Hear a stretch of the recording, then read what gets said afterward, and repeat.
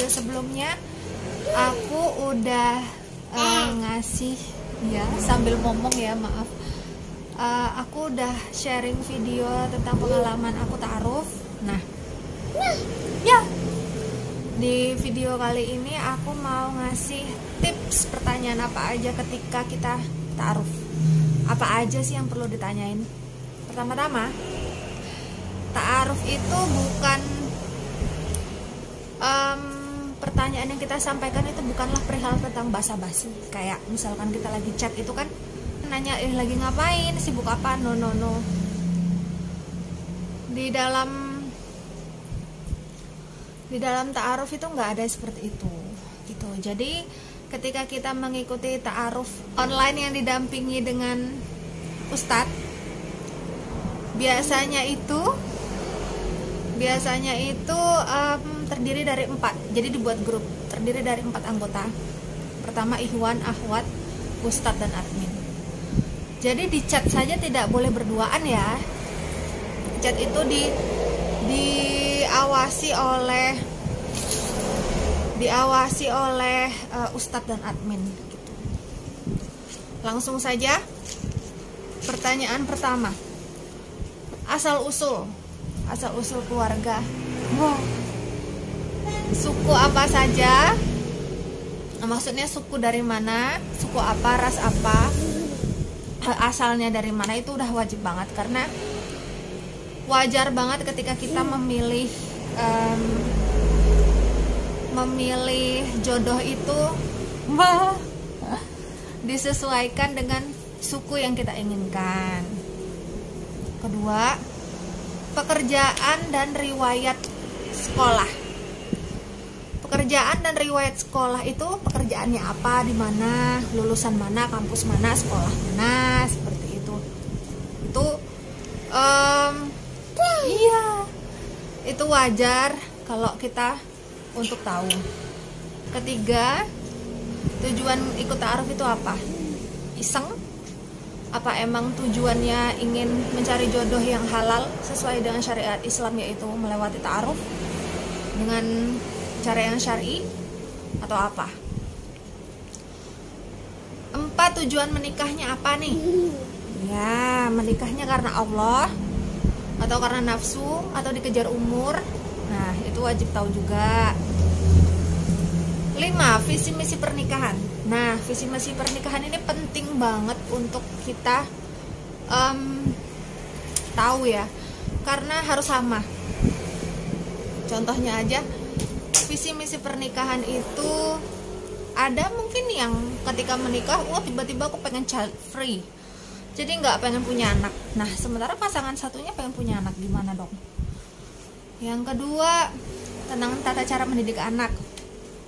Yang satunya pengen ke dunia entertain, yang satunya pengen ke udah agama aja, mondok aja.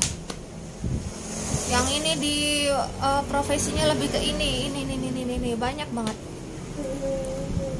cara mendidik anak yang mungkin berbeda di masa depan. Itu ya harus disamakan, terutama dengan suku ras tadi. Suku ras tadi itu termasuk visi dan misi kan, karena itu melatar belakangi background keluarga, background adat istiadat yang harus disamakan juga. Misalkan orang Jawa maunya sama orang Jawa, orang Sumatera mau sama orang Sumatera. Iya, tapi ada juga loh akhwat, ini kisah nyata. Dia punya cita-cita, waktu itu bertemu dengan ibu saya cerita, dia tuh orang Jogja, tapi dia punya cita-cita pengen dapat orang jauh. Akhirnya dapat orang Jambi, dan itu bener-bener jauh, bener-bener Jambinya tuh pelosok ya, di mana ya saya lupa, pokoknya pelosok banget. Dan itu memang cita-citanya dia, dan itu dibolehkan sama ibunya. Dan kalau misalkan perbedaan suku tidak jadi masalah, yang penting lebih ke personal, itu juga nggak masalah. Yang penting visi misi pernikahan itu apa, membangun apa sih dalam membina rumah tangga itu yang penting gitu. Yang keenam, kita harus tahu juga hal apa yang suka dan tidak disukai oleh pasangan. Aku sukanya makanan ini, itu juga perlu. Misalkan dalam kebiasaan habit. Oh, yang satu sukanya hiking. Pernah nih pengalaman saya ta'aruf, dia suka banget hiking, sementara saya nggak suka. Katanya kalau nggak diturutin demam. Aduh, lumayan merepotkan ya nanti kalau sudah menikah gitu. Jadi mending tidak usah. 7. Organisasi keislaman apa yang diikuti? Ormas apa? Misalkan apakah NU, Muhammadiyah, Salafi, HTI atau apa? Lebih ke ormas mana? Bukan ke ormas sih, ke organisasi mana? Pemahaman fikihnya itu kan penting ya. Banyak nih yang menikah punya perbedaan pandangan tentang hukum fikih misal. Menikah juga ada yang perbedaan tentang yang satu NU, yang satu Muhammadiyah misalnya, atau mungkin yang mana. Mereka punya perbedaan pandangan fikih seperti itu, jadi itu agak sedikit ada percekcokan atau konflik ketika di rumah tangga karena tidak sepaham. Nah, tapi kalau misalkan, alangkah baiknya jika misalkan alangkah baiknya jika misal sepemahaman. Ada juga yang bercerai karena beda itu tadi, beda pemahaman organisasi keislaman itu tadi soal ilmu fikih. Mungkin kok itu pakai misalkan kok itu pakai kaos kaki terus sih gitu, padahal yang setahu kita aurat perempuan itu juga sampai ke telapak kaki gitu. Mungkin ada pemahaman yang berbeda gitu. Nggak pakai kaos kaki nggak apa-apa, mungkin ada yang berbeda itu saya diceritain dengan pengalaman orang yang bercerai karena berbeda organisasi keislaman. 8. Punya penyakit bawaan apa nih? Alergi kah? Itu penting ya, penyakit apa aja yang harus kita ketahui. Alergi kah? Tahunan kah? Misalkan gangguan mental kah? Anxiety? Atau mungkin yang lebih parah dari anxiety gitu. Itu harus tahu. Atau mungkin punya penyakit yang bawaan dari keturunan, misalkan gula, jantung atau apapun itu ya, harus dikasih tahu.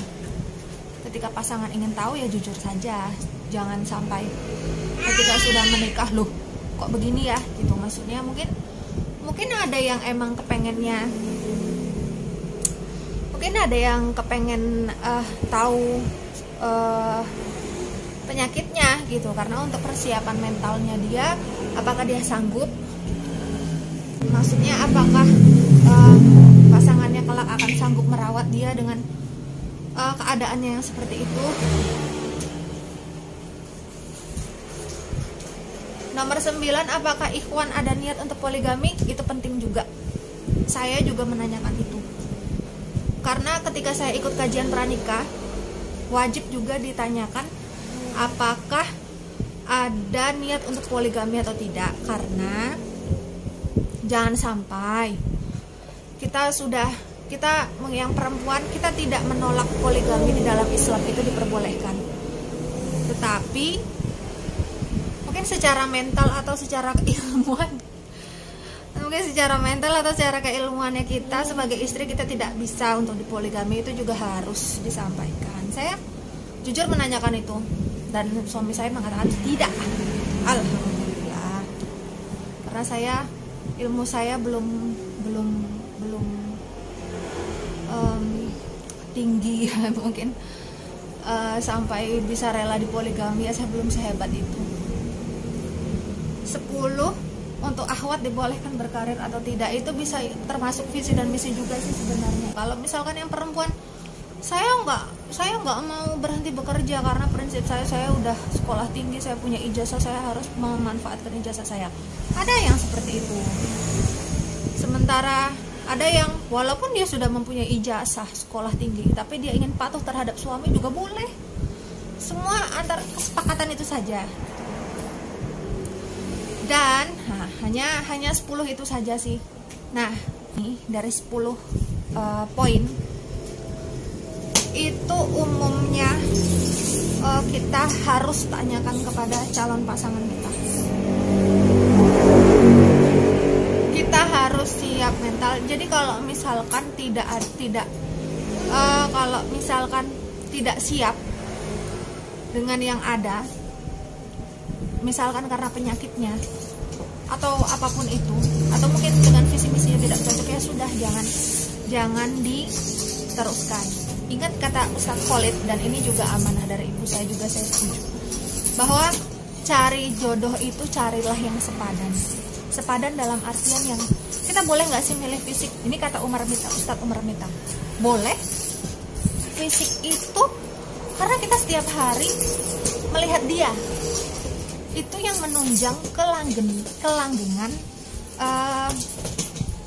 dalam rumah tangga kita, yaitu fisik. Kita boleh kok milih fisik. Nah, carilah yang sepadan mungkin dengan status pendidikan kita, bisa juga mungkin dari suku atau ras seperti itu, dan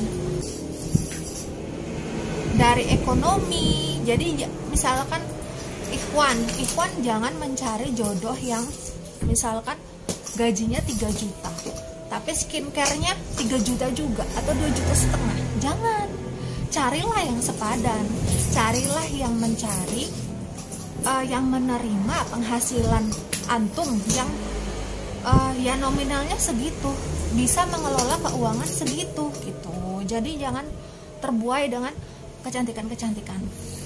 Ketika kita mendapatkan jodoh yang soleh-soleha, itu sudah dijamin bahagia dunia dan akhirat. Karena ketika dia soleh, dia paham agama, dia bisa memperlakukan pasangan dengan baik, bisa menerima dengan apa adanya, ya otomatis akhlaknya baik, ya bahagia dunia dan akhirat gitu. Jadi jangan hanya terpukau untuk ikhwan dan akhwat hanya pada fisiknya saja.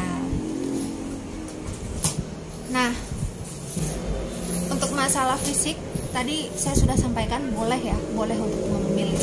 Dan ketika kita bertemu, boleh nggak sih kita tahu ada kecacatan dalam tubuh kita? Itu boleh.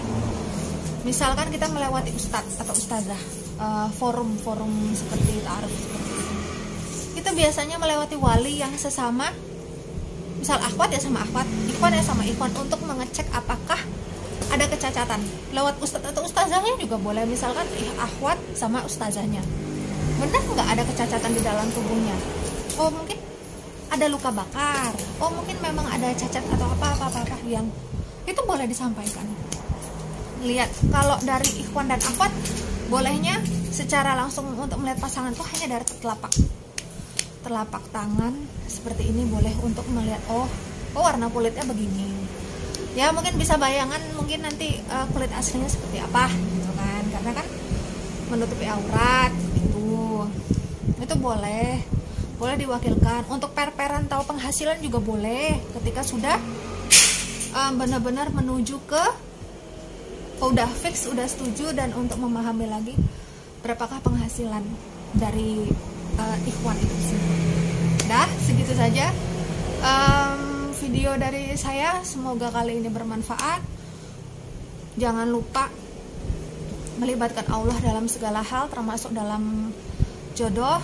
Semoga dengan tips-tips ini bisa mengantarkan kalian juga untuk ta'aruf, mendapatkan jodoh yang soleh-soleha, mendapatkan jodoh yang sesuai yang diinginkan.